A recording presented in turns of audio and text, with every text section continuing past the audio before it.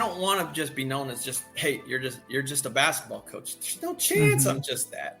Do you want to be a transactional coach or a transformational coach? As we continue to kick off the new year, we remember the great contributions of civil rights leader Dr. Martin Luther King Jr. And our Interludes Extra Talk on Tuesdays team speak with internationally known Coach John Saintignon about the importance of being more than just a coach. It's time to honor a king and a coach. I'm Val the Voice Johnson, and this is Interludes.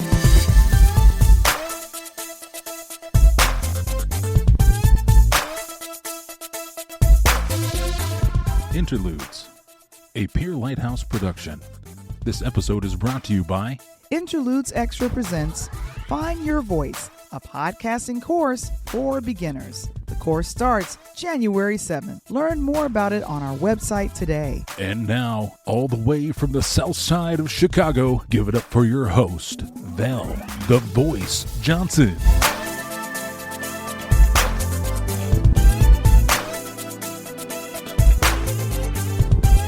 I didn't have the distinct pleasure of seeing a Dr. King speech in person.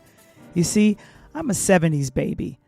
I remember the full record album my mom had with King's speeches, and at the time, while I was in grammar school, I clearly remember the legislative fight to make Dr. King's birthday a nationally recognized federal holiday.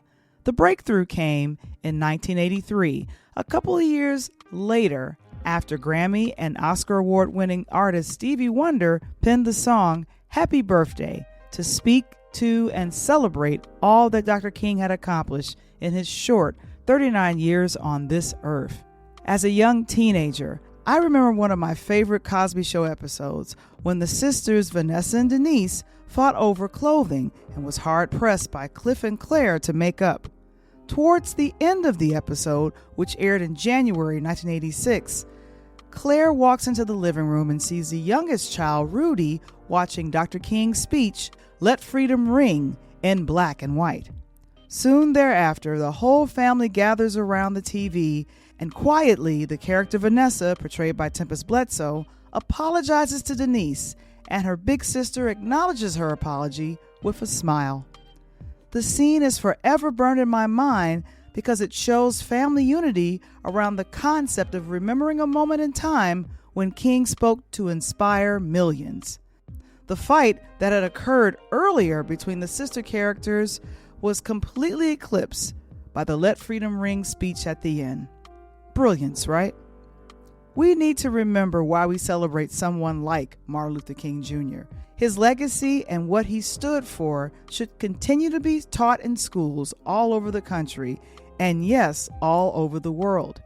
EP Michael Womble and I recently discussed Dr. King's legacy and how children of today may not know how well they have it because of the civil rights movement and the trailblazer, Dr. Martin Luther King Jr. I feel like if more of our children or if more of our teachers if we learned about King, and this is his actual birthday is coming up, and then the celebration of the honoring Dr. Martin Luther King Jr.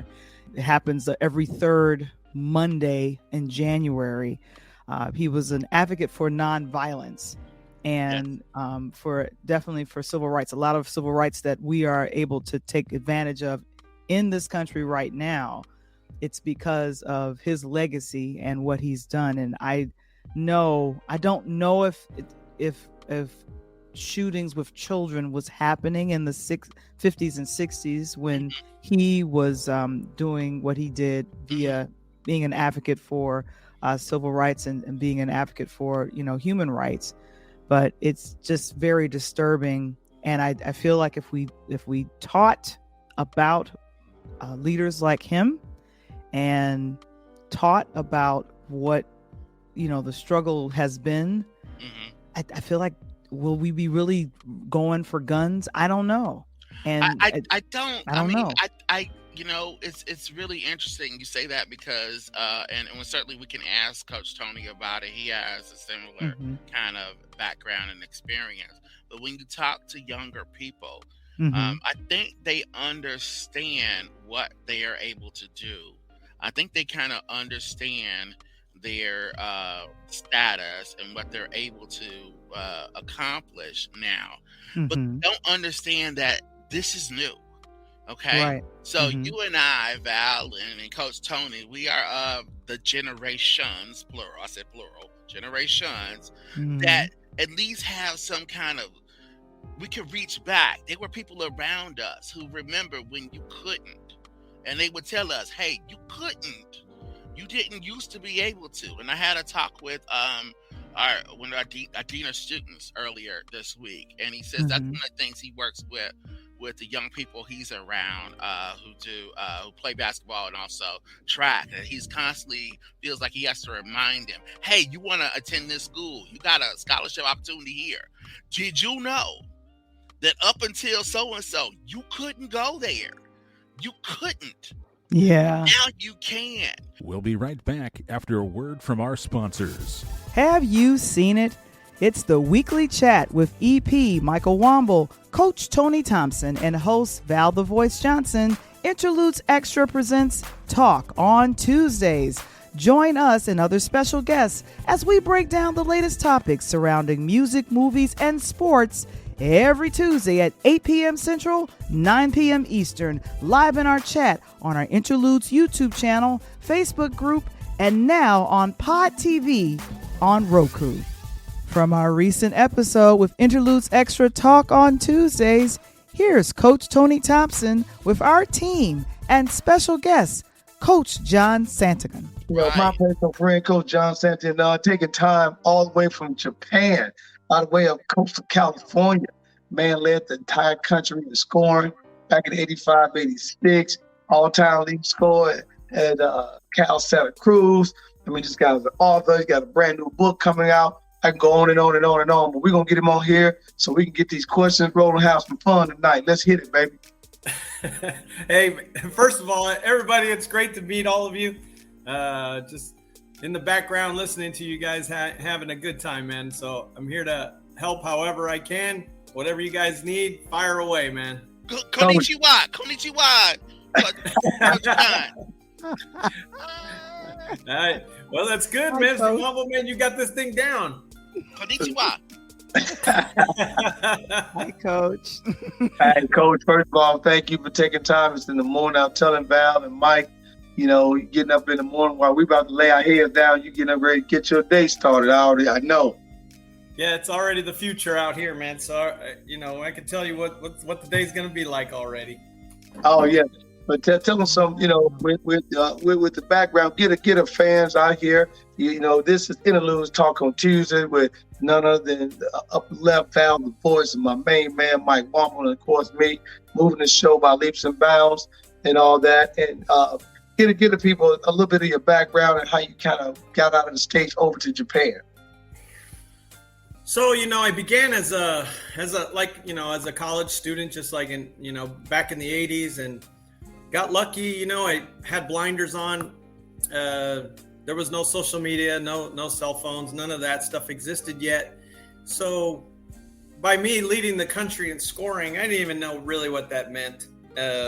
All I know is that back then your publication was in like Street and Smith magazine. And right.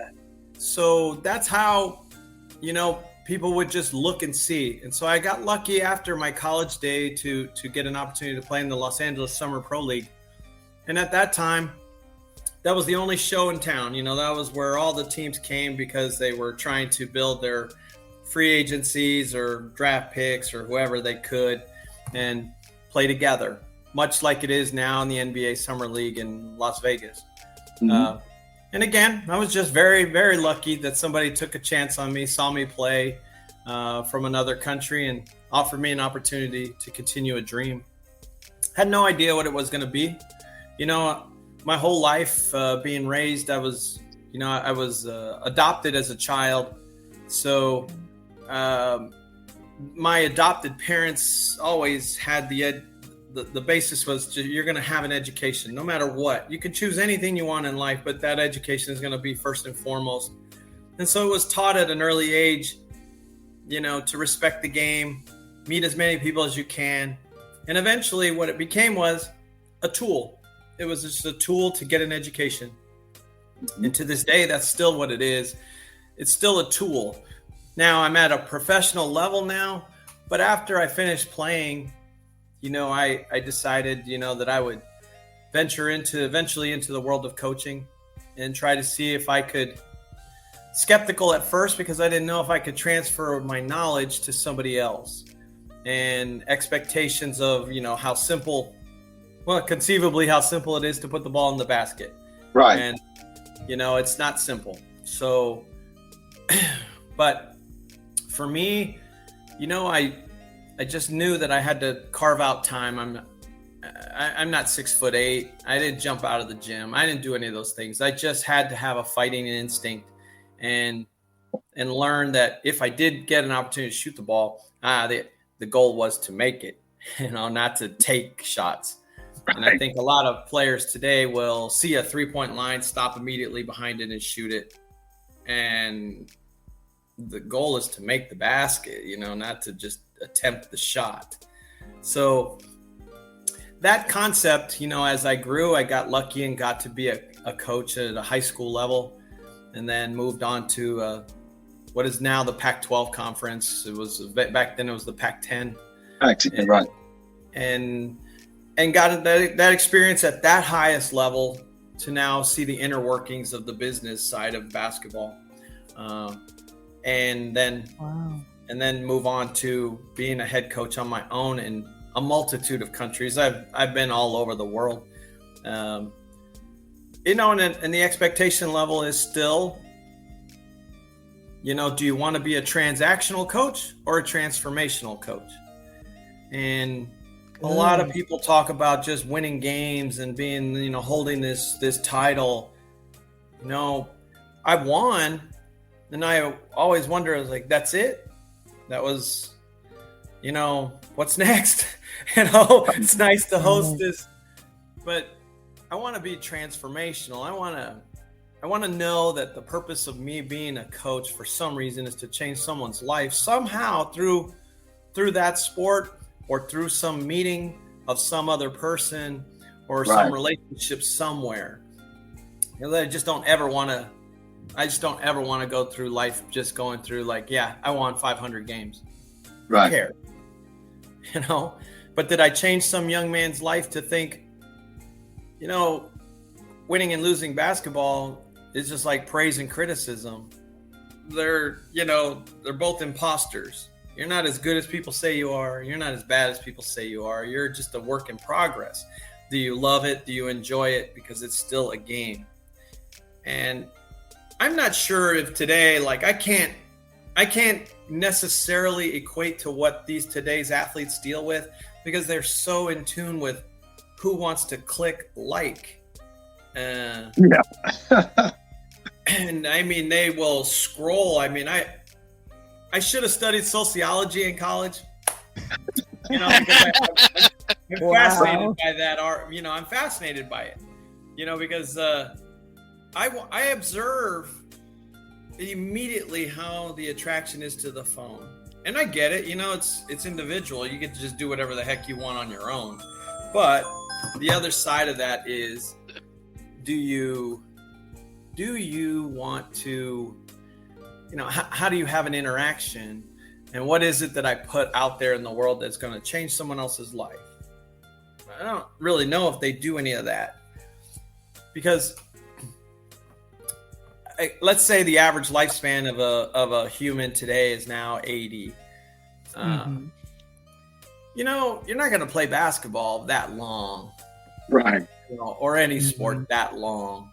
Right. And the past decisions you made are definitely going to affect the future decisions, future endeavors you go into, and for example, like many young guys, I tell them, you have a girlfriend, you have a wife, whatever they have now at this professional level, just go ahead and ignore that for a while. Find out what that's going to be like. That decision you make is going to have repercussions in your next discussion. It's the same in all these areas that I'm trying to say, not just winning and losing a darn basketball game, but to them, it's like the whole world's paying attention. Who's paying attention? Absolutely, probably nobody. One, maybe a few people are. Well, Coach, we're paying attention to you, and we're so happy that you're here to join us. I had thrown up there, for people that don't know, you're UC Santa Cruz's all-time leading scorer. You once led D1 scoring, period. And you have become kind of an ambassador for the game. Can you tell us, we're meeting you today in Japan, as you mentioned, you're ahead of us. What led you to Japan? What's going on there, and what do you see? What's your future like? So the to go into professional basketball, has a lot of interesting aspects to it. I started it with my young family. My two sons and my wife would join me, and we would go. Ultimately, if we rewind a little bit, when I married her, I said, I don't know, somehow, some way, basketball is going to be in my future. I don't know if I can provide you wealth and riches, but what I can give you is an adventure. Right. That's a nice way of putting it. Enjoy the ride. I don't know. I'm sure Val would be the only one that can attest to that. But I'm saying, that's what I'm saying. I'm like, I don't know, but. So we went on these journeys and we took it as such. Now, the pressure of winning basketball games in other countries, as soon as you lose a game, they want to fire somebody. And it's a hot-headed mentality. It's immediately, I got to win. And they don't see the totality of the longevity of a season. Okay, comes and goes with the territory. So you live with it. But all along that journey, we were on it as a unit, going and seeing adventures and learning different languages. And I was knowing that my future in this game was to transform, but also to make sure that my sons acquired knowledge from other countries, that they could see life on their own terms. We were once in the Middle East, in the Kingdom of Bahrain. I had no idea. Wow. I'm an educated guy, but I had no idea where that was. It's a little speck of a country. I had no idea. I got an opportunity to coach there. We took it, but I didn't know at that time, like Sunni, Shia, what does that mean? In the United States, that's evil. It's trepidation. And I get there and it's just two separate philosophies. Right. Exactly. And two separate ways of doing things. Eating on the floor with your hand is customary there. The others would use a fork and a different type of cloth. Mm-hmm. Right. Okay. Still love children, still love their families, still talk about all the things that are still the same. The religious aspect between Muslim, Christianity, once it's broken down, you see it's got a lot of similarities. Abrahamic faith. Yeah, absolutely. Just amazing. Mm-hmm. And so now, if you appreciate the fact that you hear the concept of stopping for prayer and listening 5 times, okay, as a concept, it's like really a great idea. Take time and reflect. Beautiful. How's it said? It's a scripture reading essentially from the Quran, but it is really from the Grand Mosque, comes out like musical poetry. It's unbelievable. I would sit there and just be in awe listening to it. Yeah. Okay. So with that comes my own appreciation, and then having my sons and my wife enjoy that aspect and learn on their own and formulate those decisions on their own. Because for those kids that they were going to school with, that's their first interaction too with someone from outside. And so in totality, I'm using basketball as this tool. So when we were there in 2011, the Arab Spring uprising occurs. Okay. Wow. And it's not against us as Americans. It's themselves, the monarchies. And they believe they have this voice, and they want to have this voice to say something. And it goes awry. There's shootings, there's highs and lows. At one point, they think they're going to have this voice, this democracy. And yet on the other side, you got 250 years of monarchy. There's no chance that's going to happen. And so Saudi Arabia comes in, invades, puts us in martial law. And now it's real. There are weapons on the street. There are tanks. There are things that are totally there, but it's not against us. It's their own political ambitions. Well, meanwhile, when we leave the country because it's now shut down, etc., the State Department says your kids have written their college essays. And it was absolutely true. From their own eyes, they could see what the struggle for freedom was on their own. Wow. How does this relate? Amazing lesson. How does this relate now to basketball? Well, because my concept is still, it's a tool. It's a tool to get an education. Right. I'm using it, yes, to provide for my family, but it's not wealth and riches that were coming out of it. It was this enrichment that was going inside of them. From how do you view now when you're in class? So my oldest son attended USC. And sure enough, that part of his curriculum came up one day, and a professor mentioned something about the Arab Spring. And he raised his hand. He goes, "That's not how I remember it." Wow. It totally changed. Wow. That direction. Wow. That professor was so profound in the fact that he could say, "Then tell us from your own perspective." Because I was on the ground. I was a child then, and then that's the evolution. That's what I wanted. What college should be too. That's it. When you're in college, you're doing that, having the opinion and all that is great. Like, you come up with this concept of your next play. Where did that come about? So, well, you take your shot, you make your next play. It's kind of a synonym of life. A little bit of if you don't take your shot, what are you going to do? Lots of people say that. The hardest thing for me, Tony, was everybody says write a book. Oh my God, is that hard to do, man? That was one of still to this day is one of the hardest things I've ever done, because they telling me to write a book right now, Coach. They telling me, Tony, you need to write a book, Coach. Of course. Try it, brother. You'll get a couple sentences in, and then you'll be like, I don't know what I'm doing, dude. I don't even know why I'm doing this. I don't know how do I even begin? What do I say? And then it transforms once you've gotten a rhythm. Then it totally transforms to what you thought it was. And so that was my message, was like, can this not apply to basketball? Can this be to any simple reader, say, take a shot, man. Go ahead, take a shot at something. And what's next?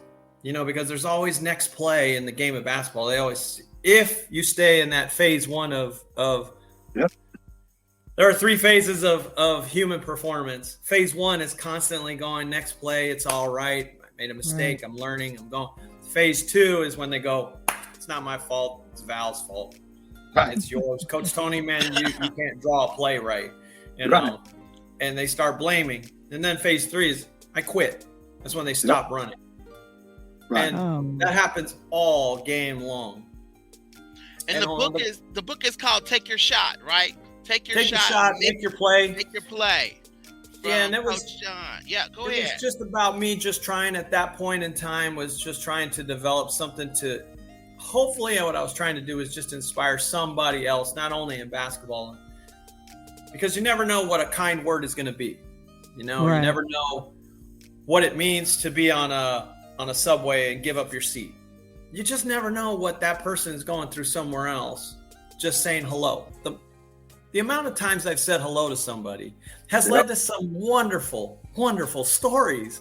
Yeah. Because I don't know what their story is. Had no idea who they are. Turns out they're like these mega moguls of people, fantastic. And people go, wow, you're so lucky. How do you get on? Because I say hi. Very simple. I don't have to speak the language. I just have to be relatable. And, if we wanted to talk trash amongst all 4 of us, I can dive in there, man. I can go into that world easily. But if we also need to transform and go educational and try something transformational, I can change directions in that direction too. Right. But I'm curious about everything. I don't want to just be known as just, hey, you're just a basketball coach. There's no chance I'm just that. It's what I do. And the name of the book is called Take Your Shot, Make Your Play. And it's available at your website /shop. And it's telling people that they need to consider some of the wonderful things you've said to us tonight to be transformational rather than transactional. Certainly, that's an amazing philosophy. Oftentimes, too many extremes, right?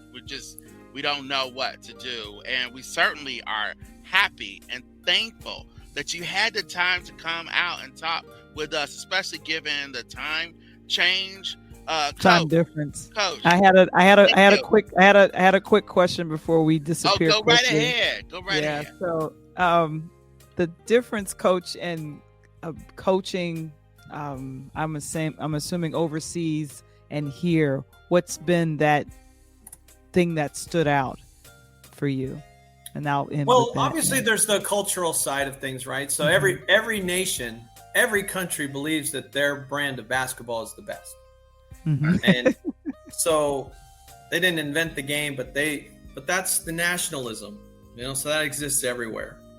The other are figuring out much around the world is all about yes and no, never about there's another solution. Think outside the box for whatever reason you could think of. That's what I find some rigidity in a lot of societies. Where it's just a simple no, you can't do that. Well, why not? Of course we can. Well, let's find a way. And that's the difficulty. So much of the time for me is I don't want to I want to be who I am. I don't want to just shake your hand. I want to finish with a hug. 'Cause that's who I am. I want to make fun of life. I want to laugh. I want to go to dinner and laugh. I don't want to talk about business that'll eventually maybe come. But you have to have the old school tradition of, are we friends first? Or we have a relationship? In a lot of places in the rest of the world, Miss Johnson, that doesn't exist. It's just rigidity. And that's traditional based. And so it's not to say that it's right or wrong. It's just not where I believe it's from my own aspect. I like to figure out, there's always a solution, because they'll want that very same dilemma will be had as a basketball coach. What do? Do I just say we don't have enough talent? It's the easy way out. How do I figure out a solution? How do I play 4 little guys at one time? How do I figure out all this? So what do I do if these guys are in foul trouble and we're out of the game? Quit? No. It's the same thing. Just keep figuring out solutions. And then afterwards, now you got to manage the ego. Right. And everybody blaming somebody. Well, I've been around enough to say that it's me. It falls on me. It's fine. Because praise and criticism, they're just imposters.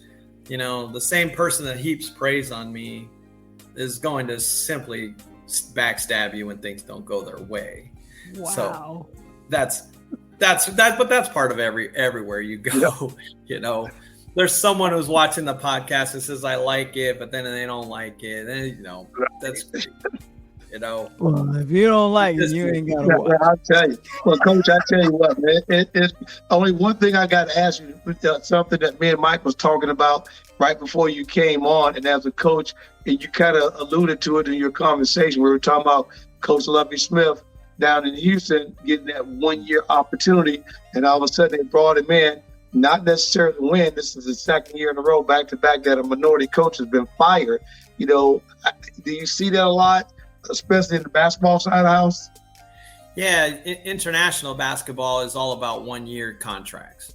And but a long time ago, Coach Rick Pitino told me that, if you consider yourself on a day-to-day contract, because what did you do today will help you figure out, are you comfortable with the decisions that you're eventually come down the road? They're out of your control. But what's in your control is what you did today. Okay, that concept really helps, because in coaching professional basketball or any sport, all it takes is someone to say, "That's it, we lost, fire them," and it's because of just, it's called cause, just because. And when I was at Oregon State University, the head coach is the only one that's protected. Everybody else is on that same cause. You can be fired just because. All right. Wow. Now, professional basketball is the exact same thing. You don't win, immediately something happens.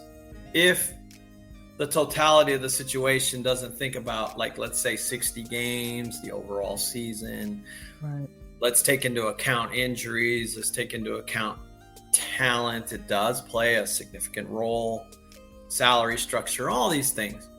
But ultimately, we're hired to be fired. Eventually, I heard that when I was growing up. I heard that as a young coach when I was coming up. The longer you're in it, something's going to happen. And it does.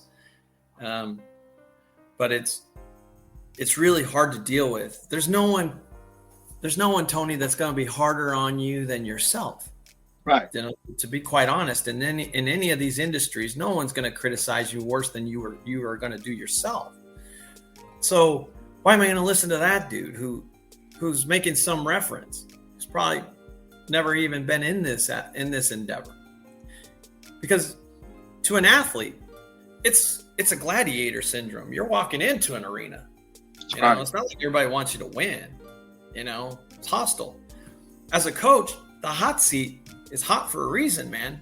It's amazing to make suggestions. They don't have consequences. You're not making decisions. Decisions are different than suggestions. I think you should do this. I think you should run that. I think you should play him. No. When the moment is there, that's the decision that coach makes, and they live with it. More so than an athlete. An athlete can just walk away from it. A fan can even walk away from it. The coach lives with this thing all day, all night, the whole time, because it's contemplating what they could do differently that may have had a different outcome. And that's why it's a lonely business. But every single coach in the world that I've ever spoken to, that's in 6th grade to soccer to basketball to football, are all dealing with the same thing, just a different level of athlete. And we go through this mental side of the game where, to be quite honest, earlier in this part of this half of this year, I was in a mental state that was tough because I have no assistant coach. And I was depressed because I kept thinking, like, I cannot get to them. I cannot change this. I don't understand what's wrong. Why aren't the concepts not going? And see, all I was doing, I needed to ask myself a better question, because I was asking myself, I don't know why we're not winning. And your mind comes up with, well, because of this, because of that. But if I ask myself a better question, like, what can I do to win? And then your mind starts to find solutions that way too. Or at least other things to try. All right, well, me, Val, and Mike go get on the bench and come be your new assistant coaches in Japan. Yeah, man, but I would love your philosophy. All three of you, man, let's roll, baby. Put you on the bench, all three of you, man. Y'all got an opinion. I love your philosophy. I love what you are saying and why you're saying it. And if you didn't catch it, because I was on mute on purpose, I was catching the names. You hear dropping names. Coach Patino told me, it's like, oh, yeah. Oh, okay, all right. And who else has been advising you in your journey? I mean, you're a certain 100% absolutely lucky. 100%. I guess there's no doubt, right? The coach that probably had the most significant impact on me was Coach John Wooden, and it was because I was greatest college basketball coach ever. Go right ahead. Tell us more. I was young. I was leading. I was up and coming as a college player, and at that time, college players, you just went searching for as many things as possible to earn income, and so you became a counselor at whatever basketball camp you could. I got this lucky chance to be a counselor at John Wooden's camp, and I froze. Wow. And I would watch him walk, and I just would stop because I'm like, there goes God, Walk. Yeah. I can't even talk to him, and he would say hi to me, and I didn't know what to say. And then he started being this comedian with me, like, you know, you probably can shoot the ball a little better than you can, you know, making fun of the fact that I could make baskets, right? And I was like, oh my God, he's got this comedy side to him. This is God talking to me, you know? So we immediately fast forwarded our relationship really quick to the fact that he allowed me to take him home and go into his house. And I learned the most valuable lesson I think I've ever learned in my life. Here is the winner of so much. And he said, you know, they don't remember 17 years when I lost all the time. They only remember the 10 national championships. Wow. And then he said, come to my house, go to his house. And these are the times when there's an answering machine and it is constantly ringing. Okay. And it is going on and on. And I'm just a high school coach at this time. And I'm saying to him, you know, coach, you know, don't you want to answer that? You know? And he's like, I'll get to them. You are my guest. You are in front of me. I will always have time for who is ever in front of me. And I will answer that. It was the White House at one point. And he didn't drop it. Not 1 second. Wow.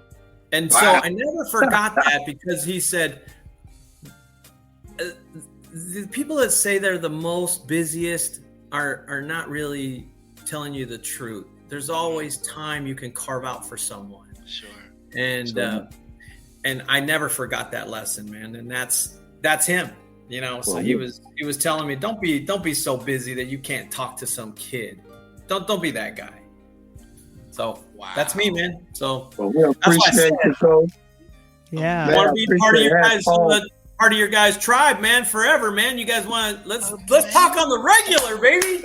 Oh, he wants to be transformational, not transactional, guys. There you go. Take your shot, make your play. We hear that there's another book in the works, so I know you said it was hard to write this one, but when the second one comes, Coach, we would love to have you back. Yeah, that one's a totally different story, Val. That one is about my quest to go search for my birth parents, as I was given up for adoption. I went searching for them. Right. That sounds like a fascinating feeling. Wow. Right. Okay. Sounds like a fascinating story. We would love to have you back with that. But thank you so very much. And he's already in Wednesday, guys. That's the one good thing we can say about you, Coach. So I was asking you, man, you want to know the future? I can tell you the story, man. Tell us the future already, man. Tell us the future. My goodness. Yeah. Congratulate my Golden State Warriors for winning the 2023-2024. Don't get us started, John. Don't get us started, Coach. Here we go. Hey, well, thank you very much. I know you got to get ready for practice here in a few hours, and appreciate your time. And again, you know, Val and Mike, I got a chance to get with Coach. Been knowing him for about 15, 17 years. When I first got in, what he's telling you is so true, because I remember the first time I went to him and I was asking him about an opportunity. And he said, what about the opportunity? You come tell me what you want to do and what you're trying to do, then I can help from there. Don't ask me this and that. And it may turn my situation around. And now, 21 years later now, I'm a college coach, been on the sideline for 20, and got an AAU program that's been running for 20 years. And I've been keeping in touch with him throughout that time, and it's been awesome. And man, big time mentor. Couldn't have one of the better mentors that's helped my career along. And I appreciate you. Listen, everybody, it's an honor and a pleasure. And please keep in touch with me. You know, I love hearing from all of you guys. And if there's anything I can ever do for any of you, I'm just a phone call away, or text, or social media, my man. I got you. I believe you. Wow. All right, Coach. Well, we appreciate you. Okay, guys. Thank you for the honor. I really appreciate it. Sir. Thank you. Oh my gosh, Coach, you always bring great guests. Doesn't he, Michael? Michael, he always brings great guests. Absolutely. Thank you. Absolutely. Oh my gosh, I gotta talk to him all the time. And so, Coach, when you we thank you so very much. Always, we're excited, and Coach John was excellent. And I when he finishes his next book, we really would like to have him back. And if you like his book that he currently has out, Take Your Shot. Take your shot, make your play. Exactly. Take your shot, make your play. It's available on his website. And thank you so very much, Coach. What's your word for us? But my words is, love you two guys, fam, but I'm out. He's out. Oh my gosh. Hey. Oh my goodness. To see the full interview with our Talk on Tuesdays team and Coach John Saintignon, please visit our Interludes YouTube channel.